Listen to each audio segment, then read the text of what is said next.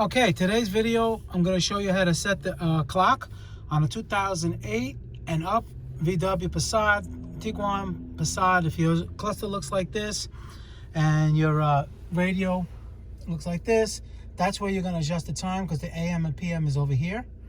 So the first thing you do is you press this button right here, and it highlights the number. All right, and then you use this button over here to change it, and as you change it, you can look down there and see that it's moving. See how it moves the AM and PM?